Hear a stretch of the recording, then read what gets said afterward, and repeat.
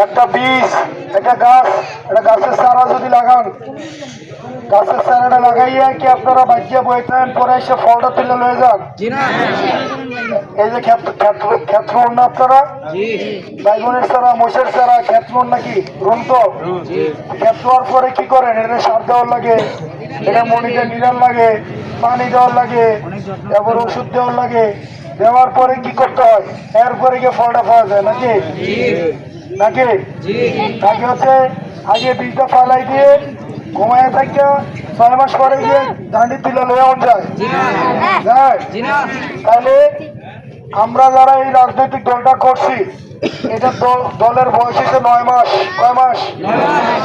একটা 9 মাস বয়সের বাচ্চা, এটাকে পেলে পুষে, এটাকে আদর যত্ন করে বড় করার দায়িত্ব যেটা আপনাদেরকে নিতে হবে।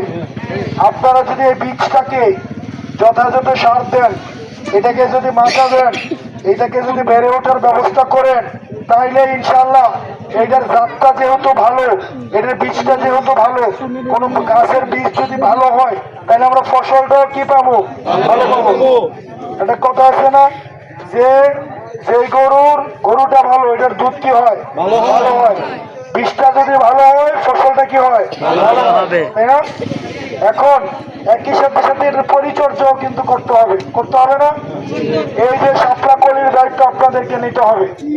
আপনারা নিজের ভোটটা মায়ের আপনারা নিজেরা দিয়েন, ইনশাআল্লাহ কারো উপরে নির্ভর করেন না। গ্রামের মেম্বার, চেয়ারম্যান এদের কথা শুনলেন না। এরা যদি যেইটাই বলুক, আপনার নিজের যেটা ভালো মনে হবে, নিজের যেটা মনে হবে ভালো, আপনি তাকেই ভোট দিবেন। যে মার্কা মনে হবে যে আপনার জন্য ভালো করবেন, আপনি সেই মার্কাকে ভোট দিবেন এবং যদি কাম না করে পরে 5 বছর পর আবার চেঞ্জ করে দিবেন, তাই না? কিন্তু যদি নিজের মতো করে ভোট না দেন তাইলে কিন্তু কখনোই পরিবর্তন হবে না। আপনাদের কাছে এটাই অনুরোধ। একটু পরে জোহরের আজান দিবে, আপনারা ভালো থাকেন, সুস্থ থাকেন। আপনাদের সাথে আবার দেখা হবে। আপনারা এতক্ষণ অপেক্ষা করছেন, সেটার জন্য ধন্যবাদ।